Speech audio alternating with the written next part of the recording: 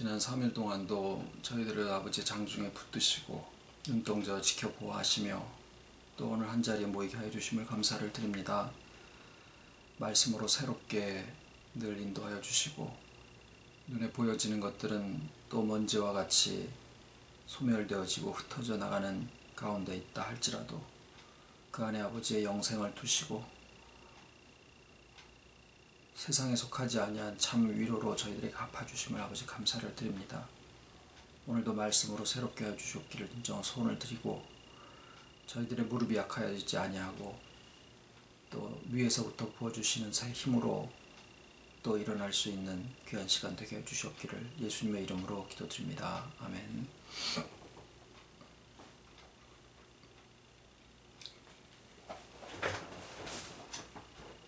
오늘 하나님 말씀은 이사야 40장 1절과 마태복음 2장 18절입니다. 너희 하나님이 가라사대 너희는 위로하라 내 백성을 위로하라. 라마에서 슬퍼하며 크게 통곡하는 소리가 들리니 라헬이 그 자식을 위하여 애곡하는 것이라. 그가 자식이 없으므로 위로받기를 거절하였도다 함이 이루어졌느니라.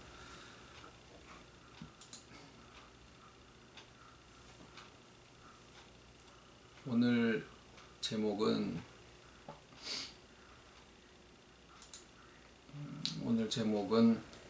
세월이 깡패다.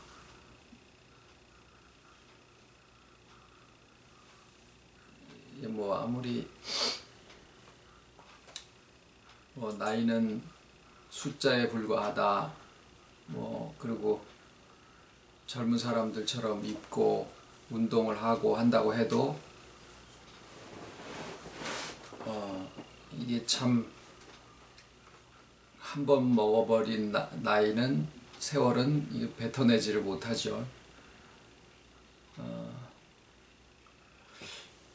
배고픈 아이들한테 노래를 불러준들 그게 위로가 되지 못하죠. 차라리 식은 밥 한 덩어리라도 입에 넣어주는 게 나을 겁니다.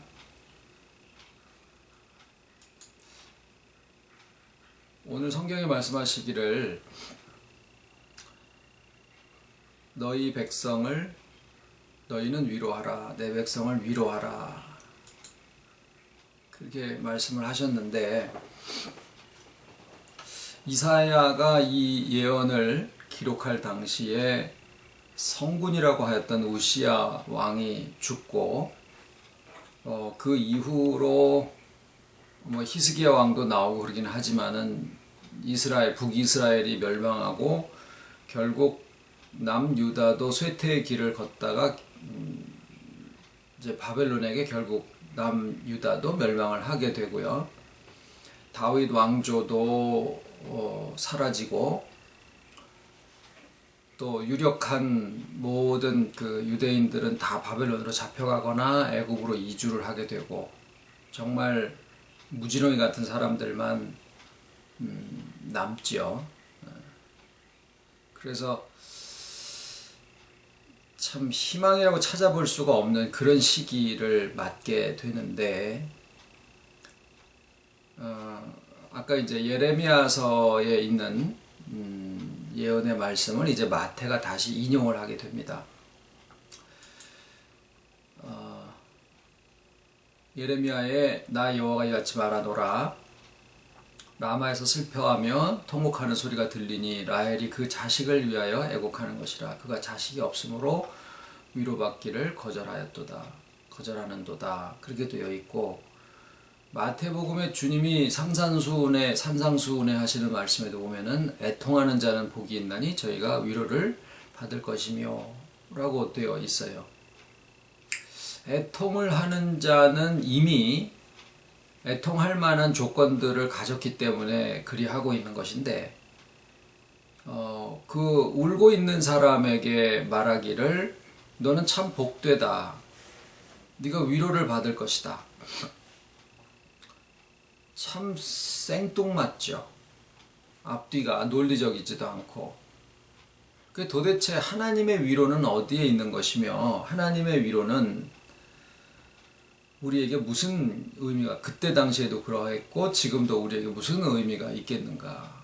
하나님을 위로의 하나님이라 그러시고 내 백성을 위로하라 라고 하시는데 우리에게 있어서의 참된 위로가 어떤 의미가 있겠느냐라는 생각을 해봅니다.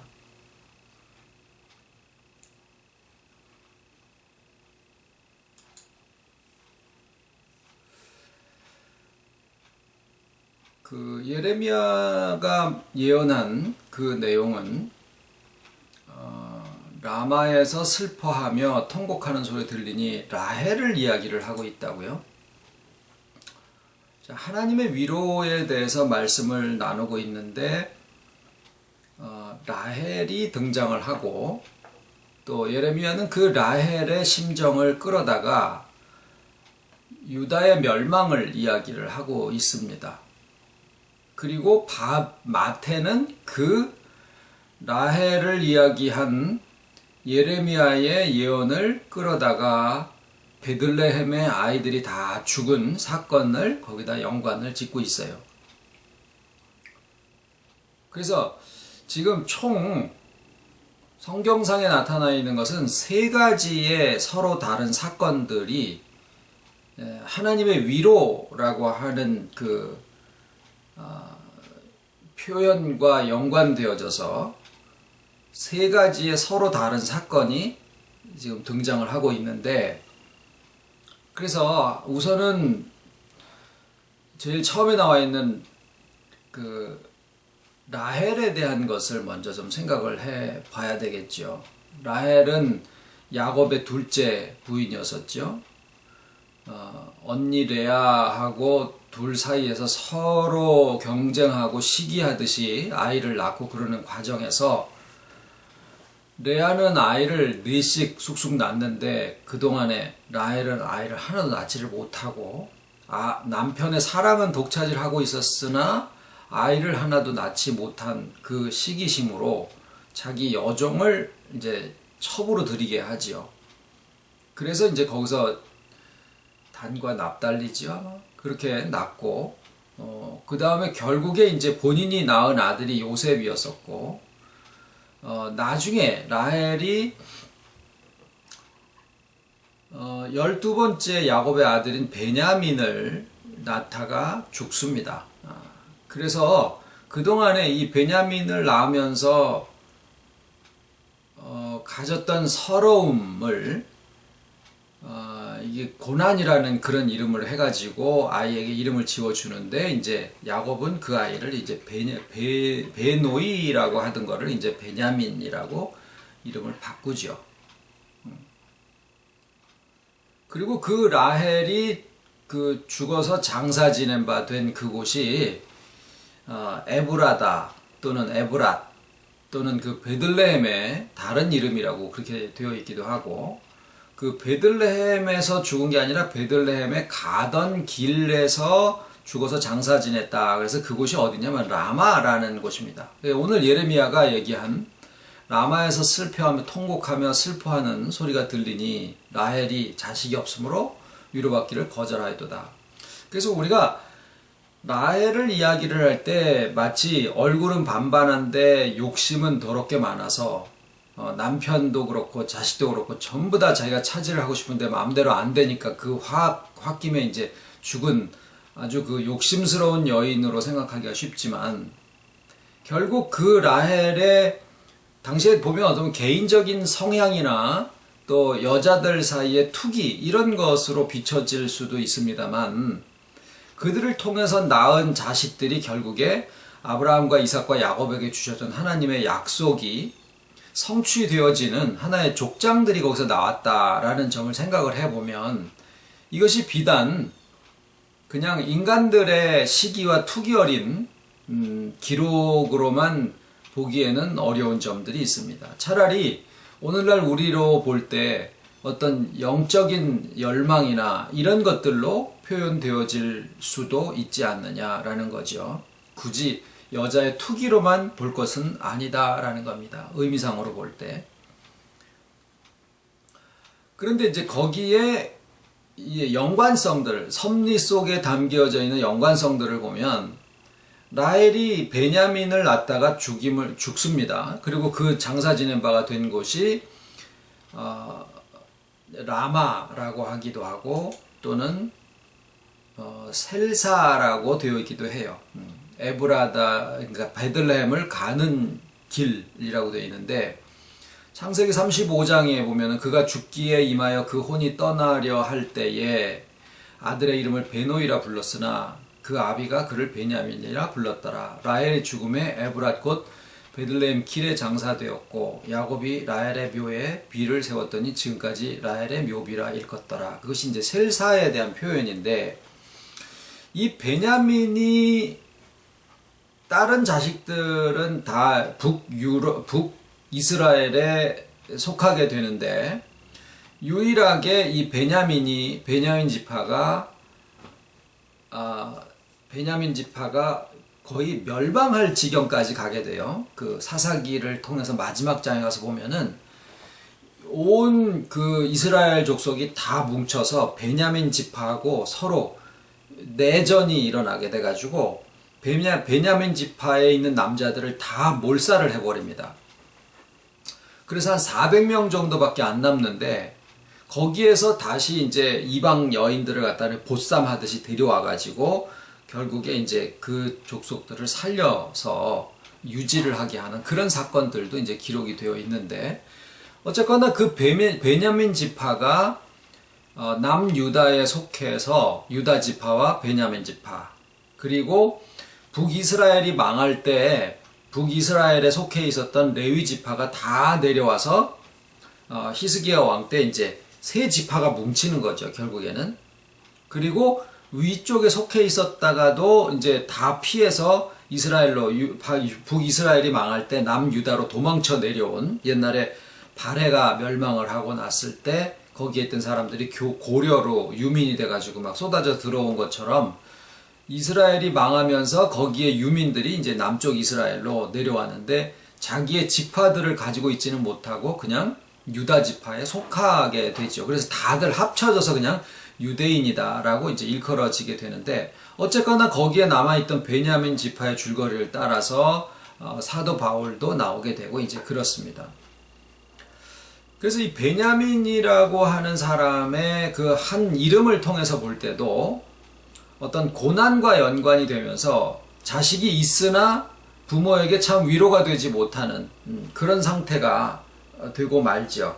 그리고 결국에 그 베냐민 지파와 유다 지파는 이제 다윗 자손이라고 하는 그 명분이 있었지만, 베냐민 지파는 거기에 속해서 있다가 결국 그들도 다 바벨론에게 다 멸망을 당하고 났을 때가 이제 예레미야 시기거든요. 그러니까 예레미야가 이야기를 하기를 라마에서 통곡하며 슬퍼하며 하는 소리가 나는데 이는 라헬이 자식이 없으므로 라고 했을 때, 그 라헬의 자식이라고 하는 의미로 봐도 그게 베냐민 지파가 거기에 포함이 되어 있고, 그때의 슬픔이 아브라함과 이삭과 야곱에게 주셨던 약속을 성취를 해야 되는 그 영적인 열망이 자기의 몸을 통해서도 자식들을 좀 많이 낳아야지 되는데, 요셉 하나 낳고 이제 두 번째 자식 겨우 베냐민을 낳으려고 하는 참에 이제 자기가 죽게 생겼으니 그 자식을 낳아도 그 자식 낳은 기쁨을 가져볼 수도 없는 상태에서 자기의 죽음을 직감을 하고 이름을 베노이라고 그렇게 부르고 죽었단 말이죠. 그러니까 그때의 라헬의 심정을 예레미야가 끌어와서 이스라엘이 멸망하는 그 상황을 놓고, 그 똑같은 베냐민 지파도 거기에 포함되어 있기도 하지만 결국 하나님의, 이게 뭐냐면 아브라함과 이삭과 야곱에게 주셨던 하나님의 약속이 결국 이 모든 세계 정세와 또 여러 가지 상황 속에서 약속의 성취가 이게 무너지는 게 아니냐라고 하는 그러한 서러움보다는 영적으로 볼 때 하나님의 섭리가 문이 닫히는 것과 같은 그러한 안타까움에 대한 호소를 오늘 말씀에 기록을 하고 있더라라는 거예요. 그래서 그것을 다시 끌어다가 마태가, 동방 박사가 별을 따라서 잘 오다가 말이죠. 자기 인간적인 지식이 들어가서 물론 이성을 잘 사용을 하라고 되어 있지만 인간의 지식이 들어가서 이스라엘의 왕이라 그러면은 왕궁에서 태어나야지. 그래가지고 별의 움직임을 따라서 가지를 않고 헤롯이 살고 있는 왕궁에 찾아간 거예요. 그래서 이스라엘의 왕으로 나실 리가 어디 있느뇨? 라고 묻죠. 그랬더니 헤롯이 겉으로는 인자하게 아이고 그분이 어디서 나는겠는 나도 가서 경배하게 해주시오. 그랬는데 뒤로 나서 보니까 자기하고 자기 아들에게로 왕권이 내려가지 않을 것 같으니까 어떻게 했죠? 이 사람들이 이게 다시 별을 보고 이제 예수님을 만나서 경배를 하고 꿈의 지시함을 받아서 자기 곳으로 돌아가고 난 다음에 암만 생각해도 왜 이럴까요? 화면 공유를 하질 않았는데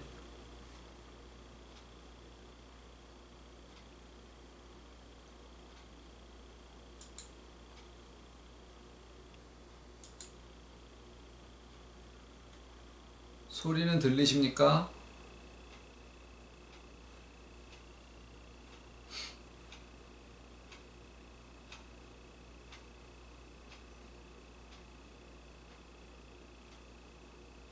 그 바탕화면 공유를 꺼주실래요? 어디서 했는지.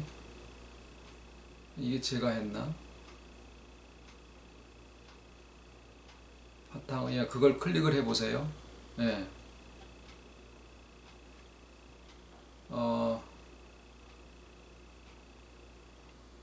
라헬이 어디까지 갔었죠? 마태. 그래서 동방박사가 그 잘못 찾아간 것으로 인해서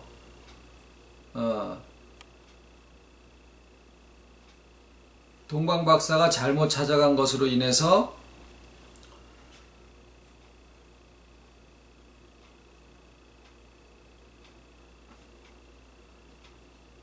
헤롯이 이제 동방 박사들이 왔다 갔는데 암만 기다려도 그 소식이 다시 들리지를 않으니까 온 박사들을 다 불러가지고 야 성경 통달한 내용을 가지고 한번 얘기를 해봐라. 너네들 메시아가 어디서 나겠냐? 그랬더니 미가서에 나와 있기를 베들레헴 에브라다야 내게서 한 다스린 이가 나와서 온 이스라엘의 왕이 되리라 이런 말씀이 있습니다.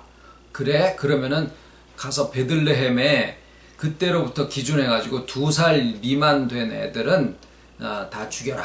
이제 이렇게 된 거죠. 그래서 아마 그 조그만 동네니까 애들이 많지는 않았어도 한 30-40명 정도는 한두 살짜리가 나지 않았었을까라고 생각을 해볼 때 갑자기 병사들이 다 달려 들어가지고 집집마다 있는 애들을 다 끄집어내서 막 다 죽이고 막 이러는 일이 벌어졌다 그 말이죠. 그래서 그것을 보고 라마에서 슬퍼하며 통곡하며 이는 누구예요? 라헬이 자식이 없으므로 위로받기를 거절하였도다 라고 하는 말씀이 여기에서 이루어졌다라고 이야기를 하는데 당시의 역사적인 상황으로 놓고 생각을 해본다라고 하면 라헬의 감정, 라헬의 죽기 전에 베노이를 낳으면서 느끼는 그 어떤 약속에서의 끊어지는 것 같은 그런 안타까움이나 그 다음에 온 이스라엘이 다 멸망을 당하고 이제 유력한 인사들은 바벨론으로 다 끌려가게 되고 막 그러는 상황에서 예레미야가 그 라헬의 심정을 끌어와서 이스라엘 상황을 다시 예언을 한단 말이죠.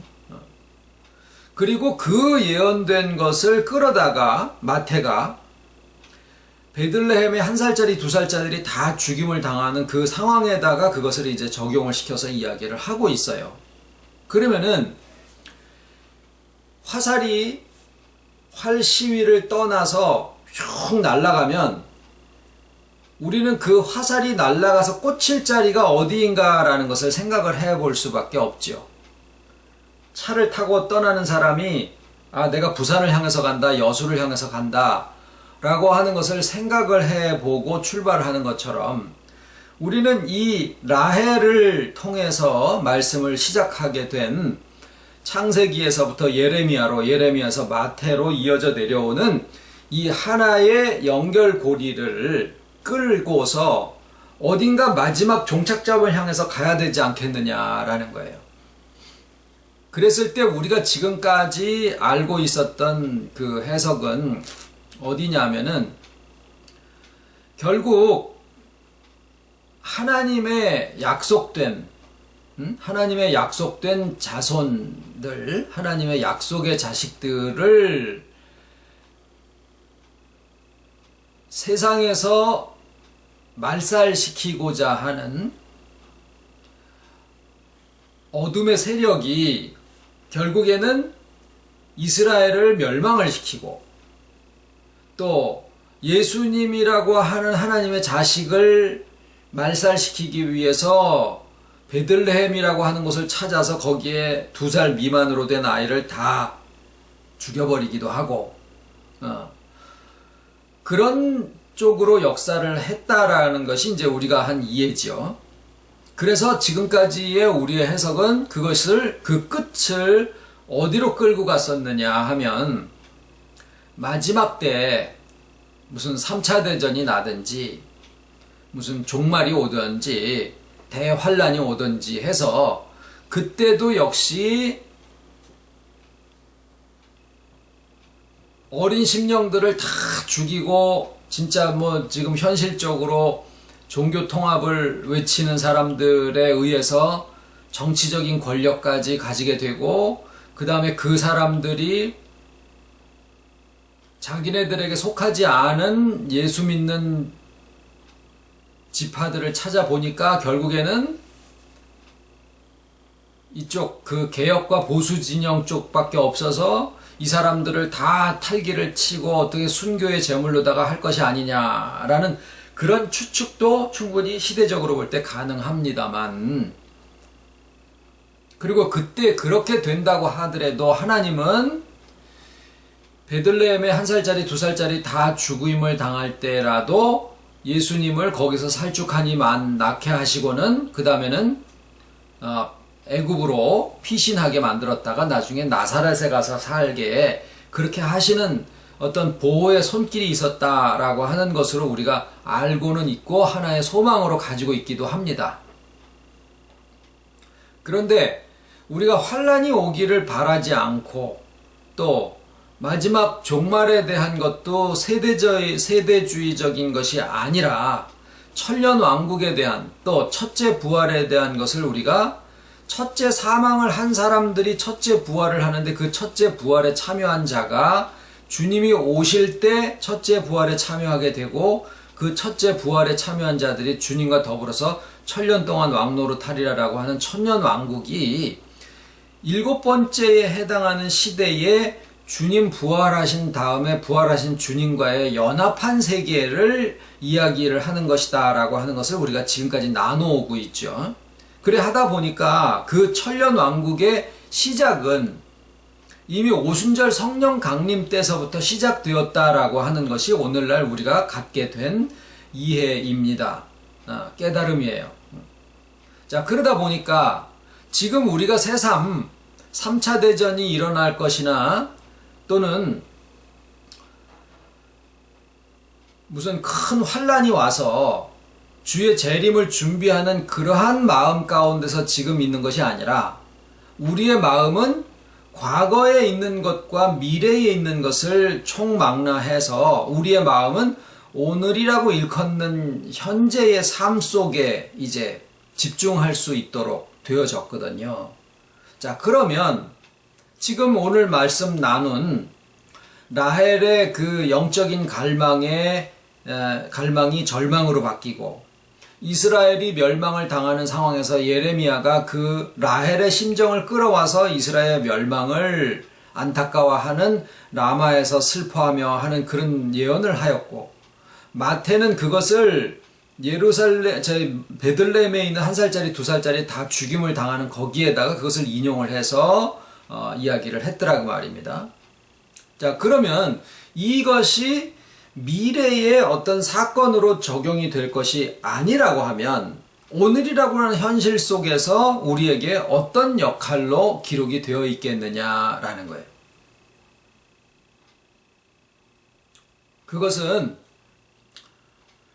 이것을 어둠의 역사라고 한다고 하면, 물론 어둠은 빛이 오면은 쓰러지게 되어 있는 그런 정해진 길이 있습니다. 그런데 어둠이 있는 동안에, 역사할 수 있는 동안에 음부의 권세라고 하는 것이 작용을 하고 있는데, 그 음부의 권세가 베드로에게 말씀하신 것처럼 내가 이 반석 위에 교회를 세우리니 음부의 권세가 결코 너를 이기지 못하리라 라고 하셨을 때, 음부의 권세가 어떤 식으로 작용을 하고 있느냐라고 하는 거예요. 음부의 권세가 어떻게 작용을 하고 있으며 이 위에 세운 교회가 결코 멸망당하지 않는다라고 하는 것을, 예수님을 베들레헴에서부터 애굽에서 다시 갈릴리 나사렛으로 이렇게 이주하게 하시면서 피신하게 하신 하나님의 섭리가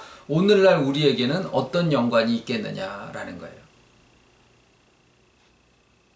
어두움은 빛 자체를 공격하지는 못합니다. 꼭 주변에 있는 상황을 몰살시켜서 그 안에 빛도 같이 죽임을 당할 수밖에 없는 그런 상황을 만들어요. 그러면 오늘날 우리에게 있어서 어둠이 역사할 수 있는 주변 상황이 뭐냐라는 거예요. 어둠의 음부의 권세가 그 권세를 부릴 수 있는 영역이 어디까지냐라는 거예요. 그것은 우리 겉사람에 속한 부분은 다 해당합니다. 겉사람이라고 하면 우리의 감정이나 몸이나, 특히 우리의 몸 같은 경우에 사람이 마음이 강이나 하다가도 몸이 약해져 버리면 마음도 쉽게 무너지기가 쉬워요. 그리고 사람이 예를 들어서 한 150만 원을 받으면서 살고 있는데 매달 한 10만 원씩 모자라 봐요. 아주 살마르는 거죠. 경제도 마찬가지로 우리의 겉사람에 속하면서 음부의 권세의 밑에 놓여서 그것에 조정을 당할 수 있는 부분이에요. 내 건강이나 또는 사람의 관계를 통해서 그러기도 하고, 우리가 가지고 있는 겉사람이라고 하는 것은 우리의 생각까지도 다 포함을 하고 있는데, 내 과거에 형성된 내 마음속에 가지고 있는 이미지, 개념, 이런 것들도 마찬가지고, 내 가족 상황도 그렇고. 자, 음부의 권세가, 어둠이 우리를 잠식을 해서 이것을 무너뜨리게 될 경우에 손을 대지 못할 것이 하나도 없다라고 하는 거예요. 우리가 살아가는 동안에 돈 문제, 건강 문제, 사람의 관계 문제, 나의 심정에 실망스러운 거, 또는 내 생각을 타고 들어오는 여러 가지 것들, 이런 것들을 아이를 못 낳게 하는 것처럼, 또는 이스라엘을 멸망시키는 것처럼, 또는 라헬 자신이 죽임을 당하는 것처럼, 이제 죽어야 될 때가 되는 것처럼, 베들레헴에 있는 1살짜리 2살짜리 다 죽는 것처럼 내게 있는 여러 가지 상황들이 나이가 들어가서 서럽고, 돈이 없어 서럽고, 건강이 점점 약해져서 서럽고, 내가 계획하는 일이 안 돼서 서럽고, 그러면서 마음이 점점 이렇게 주저앉게 되고 낙심하게 되고 좌절감을 맛보게 될 수 있는 일들이 우리에게 있다 그 말이죠.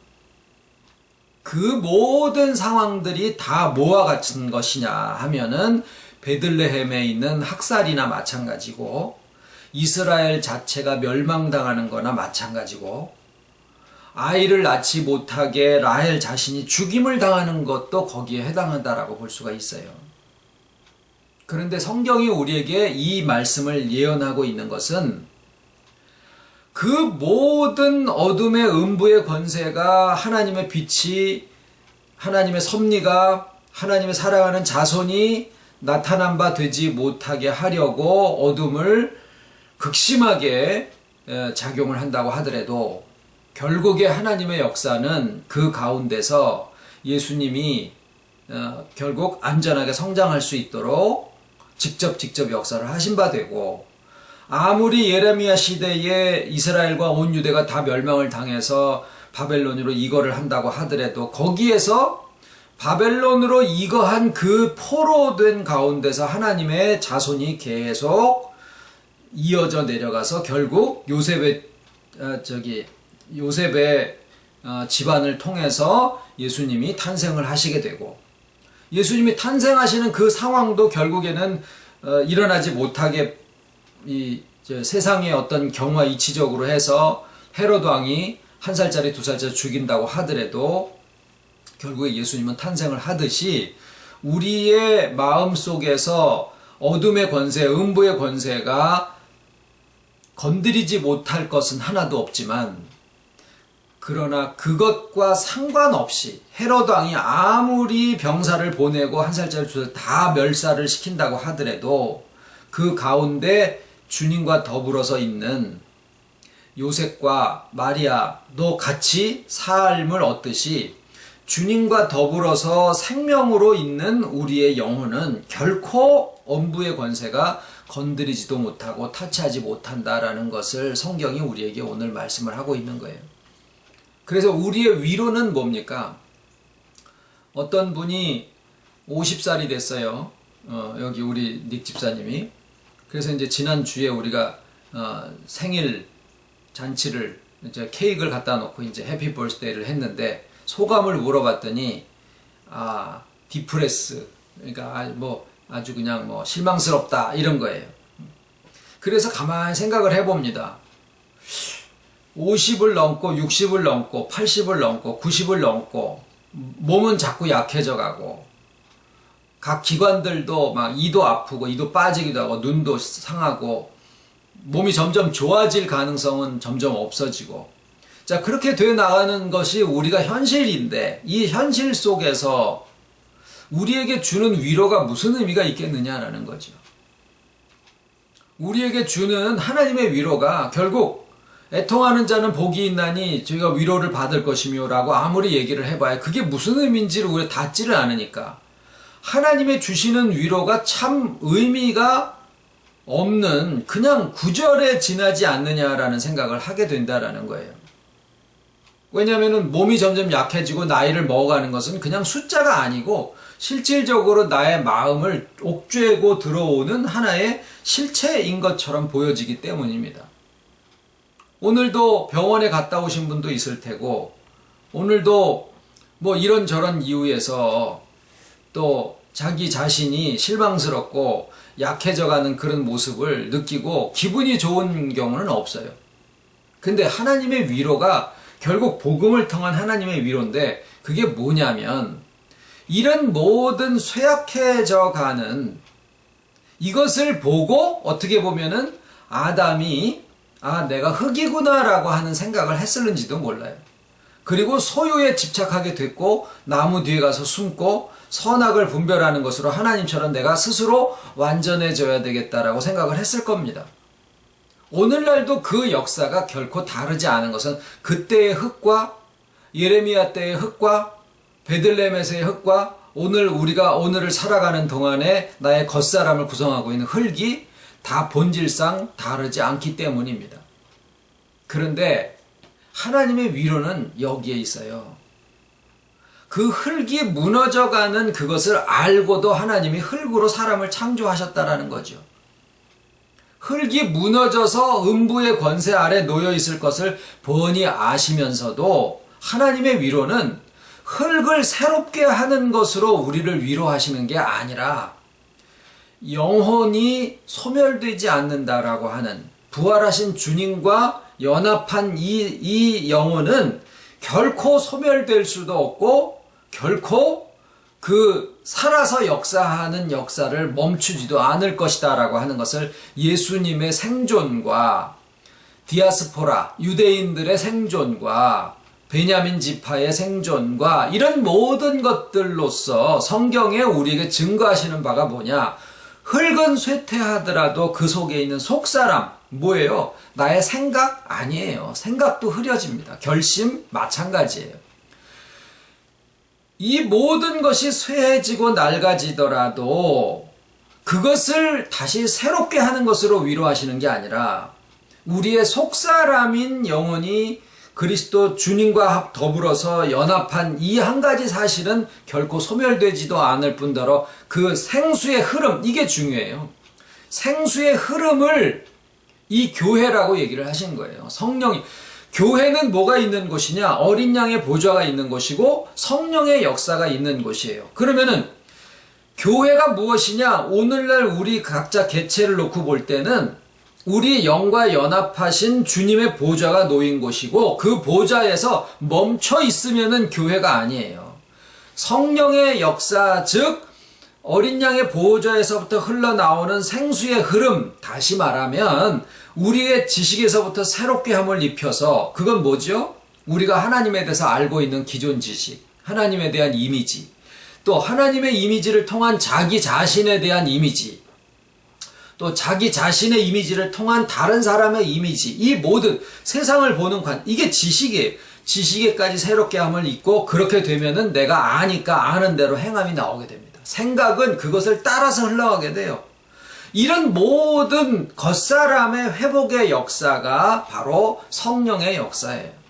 그러니까 이 두 가지가 없이는 성령의, 하나님의 교회라고 할 수가 없는 거예요. 예수님이 내 교회, 베드로의 반석 위에 세우는 내 교회, 베드로라는 사람이 반석이라는 게 아니라 베드로라는 사람에게도 주님의 연합이 이루어졌다라고 하는 사실을 베드로라고 표현을 하신 거고, 결국 베드로라는 사람 위에 교회를 세우는 게 아니라 베드로도 이 연합의 위에 믿음을 가지게 됐다라는 거예요. 그러므로 거기에 성령의 역사가 그를 통해서도 나타날 수 있게 되었던 것이고, 성령의 역사는 바깥으로 나가는 것만 생각을 하는데 성령의 역사는 어디에서예요? 나의 인격의 회복에서부터 시작을 한다라는 거죠. 그리고 인격의 회복을 경험을 하고 그것이 사실인 것을 확증을 하게 되면은 인간이라고 하는 존재가 텔레비전이 다 고쳐지고 나면은 그 다음에는 사람이 어떻게 돼요? 그 다음에 끄고 이렇게 포장지 덮어가지고 이렇게 창고에다 넣지 않고 텔레비 다 고쳤습니다. 그러면 어떻게 해요? 아, 빨리 KBS 틀어봐. 뭐 해? 요새 나오는 드라마 요새 보는 게 없네요. 뭐 해? 빨리 틀어봐. 이런단 말이에요. 그러듯이 우리의 인격에서 하나님이 보실 때 고쳐지는 것은 이미 다 고쳐지신 거고, 우리가 볼 때 어떤 부분에서 회복이 되었다라고 하면 즉시 어떻게 돼요? 그 기능을 하게 된다라는 거예요. 그래서 우리가 굳이 나가서 이렇게 왜 하지 않느냐? 왜 사랑을 주지 않느냐? 왜 전도를 하지 않느냐? 왜 다른 사람한테 어떤 것을 하지 않느냐라고 요구하지 않는 것은 회복되면은 즉시 사랑의 역사를 하기 때문입니다. 그래서 회복되는 것이 우선인데 그 역사가 결국에는 아무리 바깥에 쇠해지고 낡아지더라도, 겉사람이 후패해지더라도 우리의 속에 있는 진짜 참사람은, 속사람이라 그러니까 우리의 속에 요만한 땅콩만한 아이가 있는 거나 아니면은 우리와 상관이 없는 이런 것으로 생각할 수가 있는데, 그래서 속사람이라는 말보다는 차라리 참사람이라는 말이 낫지 않느냐라는 생각을 해요. 이 참사람은 우리의 겉사람하고의 연합되어 있는 존재예요. 하나님과 예수님이 떨어질 수가 없고 예수님과 우리 영혼이 떨어질 수가 없는 것처럼 우리 영혼은 우리 겉사람하고 떨어질 수가 없는 거예요. 음부의 권세가 만들어 놓은 후패하게 하는 음부의 권세가 제일 강력하게 역사한 게 뭐냐면 지식을 삐뚤게 해놓은 거예요. 왜? 거기에서 생각이 다 흘러나오니까. 그러니까 한 동네를 말살시키기 위해서 공비들이 내려와가지고 그 상수도의 근원에다가 독을 풀면은 거기에서 뭐 콜레라균이나 이런 것들이 확 퍼져가지고 사람들이 다 죽잖아요. 그런 것처럼 음부의 권세가 만들어 놓은 제일 강력한 무기가 베들레헴에 있는 아이를 다 죽이는 것처럼 우리에게 있는 가장 강력한 음부의 권세는 이 가르침, 성경의 복음을 왜곡시켜 놓은 거예요. 그것을 지금 우리한테 회복의 복음을 지금 주셔서 우리 겉사람까지 회복되어져 가고 지식에까지 새롭게 함을 입혀주시는 가운데 있는데, 이것을 따지고 이렇게 어디에서부터 이게 들어가 있는가라고 우리가 지금 계속 오다가 보니까 밤이 익었는데 아무리 둘러봐도 이게 벌러지가 파고 들어간 구멍이 없이 아주 말짱해서, 야, 이거는 벌레가 하나도 안 먹었구나. 그래가지고 삶아서 칼로다가 반을 뚝 잘라가지고 보니까 어떻게 돼 있어요? 속에 있는 밤벌레가 그냥 아주 살이 통통하게 져가지고 반이 뚝 잘라져서 꼬무락꼬무락 하고 있는 거를 우리가 보지 않습니까? 그러면 얘가 언제 들어갔을까요? 꽃이 피었을 때 거기 씨방에다가 이 벌레 씨를 놔놨더라라는 거죠. 마찬가지로 음부의 권세가 하나님의 씨가 결실하지 못하게 하기 위해서 제일 좋은 것이 어디였을까라고 생각을 해보니까 가르침 자체인데 해석만인 줄 알았어요. 해석이요, 해석. 해석만, 그 히랍의 철학자들의 해석이 그때 들어간 거라고 생각을 했더니, 아유, 보니까 죄인으로서 불림을 받아가지고 하나님이 죄인을 회개시키게 되면은 큰 은혜가 더하겠다. 그러면 우리가 은혜에 더하기 위해서 죄를 더 지어야 될까? 그게 사도 바울의 로마서 6장이었었잖아요.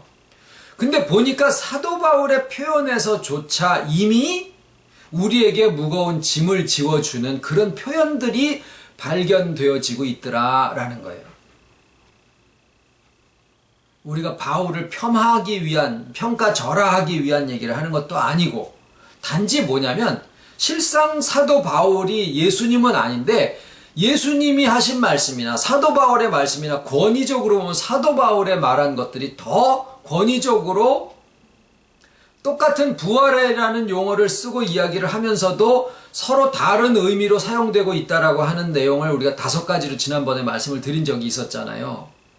예수님이 1등상을 타셨으니 나는 2등상 타겠다라고 베드로나 다른 야고보나 이런 사람들은 얘기한 적이 없어요. 근데 바울은 그런 얘기를 하고 있더라 그 말이에요. 오늘날 우리는 그런 생각을 합니까? 예수님이 1등상 했으니까 예수님이랑 같은 라인에서, 같은 선상에서 나는 2등상, 3등상은 타겠네 라고 생각하지 않습니다. 옛날에는 그랬을는지 몰라요. 영적인 욕심 때문에. 근데 지금은 그렇지 않습니다. 그러다 보니까 바울의 이런 표현은 그분이 그렇게 얘기하지 않았을지도 모르지만 듣는 우리로 하여금 굉장히 영적인 욕심으로 위를 향해서 달려가게 하거나 아니면은 우리한테 무거운 짐을 지워줄 수 있는 그러한 표현으로 기록이 되어 있구나라는 것까지 우리가 볼 수 있게 되어졌더라라는 거예요. 그래서 지금의 회복의 역사가 어디까지 가게 하시려는지 우리는 모르지만 어쨌거나 날로 새로워져 가면서 아무리 말씀을 또 알고 궁구한다고 하더라도 결코 우리가 서로가 서로에게 대해서도 그렇고 높아지지 않는 마음이 너무나 감사하고, 또 이 복음이 어디에 가서나 정말 세계의 어떤 곳으로든지 아버지께서 아버지의 때 아버지의 방식으로 어디에 있는 사람에게든지 말씀이 갈 수 있는 길을 열어주실 것이다 라고 하는 것이 우리의 믿음으로 있을 뿐입니다. 그리고 그 부활의 능력이, 그 연합의 효과가 오늘이라고 하는 날 동안에 나의 실질적인 마음의 정서나 감정이나 의지나 생각이나 지식이나 이런 모든 것들을 실질적으로 회복시키시는 역사를 매 순간 나의 인격의 움직임을 통해서 지금 역사를 하고 계시다라고 하는 그 능력 속에, 내가 오늘 무엇을 하나 느꼈는데 그 속에도 부활의 능력이 지금도 역사를 하고 계시다라고 하는 것이 우리의 믿음이 되어 있고 그게 실제 사실이다라는 거예요. 그래서 우리의 주변에서는 여전히 보이는 면에서는 나의 보여지는 모든 겉사람의 모습들을 이것을 쇠퇴시키고 좌절시키기 위해서 끊임없이 나를 낡고 쇠하게 만들어가는 역사 속에 있습니다. 그것을 우리는 부정할 수가 없어요. 나이는 숫자가 아닙니다. 실제로 다가오는 학대고 깡패예요. 그런데 그것을 알고도 하나님이 우리에게 흙으로 우리를 지으셨고 성경의 역사가 그렇게 내려오고 있더라라는 거예요. 이거는 피할 수 없는 사실입니다. 우리의 겉사람은 유지할 수는 있을지 몰라도 쇠퇴해지는 것은 거부할 수는 없는 거예요. 그런데 뭐예요? 하나님의 교회와 하나님의 성령의 역사는 아무리 내가 나이를 먹고 쇠퇴해지고 눈이 침침해진다고 하더라도 하나님의 교회와 예수님의 교회와 성령의 흐름과 역사와 회복의 역사는 계속돼 나간다라는 거예요. 참 아이러니하지요. 앞뒤가 안 맞죠. 내가 쇠퇴해 가는데 어떻게 새로워지느냐라는 거예요. 말이 안 되지요. 그런데 그것이 가능하게 되어 있는 것이 하나님의 역사예요. 우리가 그런 가운데 있습니다. 주기도문으로 마치겠습니다. 하늘에 계신 우리 아버지, 이름이 거룩히 여김을 받으시오며 나라에 임하오시며 뜻이 하늘에서 이룬 것 같이 땅에서도 이루어지이다. 오늘날 우리에게 일용할 양식을 주옵시고 우리가 우리에게 죄 지은 자를 사하여 준 것 같이 우리 죄를 사하여 주옵시고 우리를 시험에 들게 하지 마옵시고 다만 악에서 구하옵소서. 나라와 권세와 영광이 아버지께 영원히 있사옵나이다.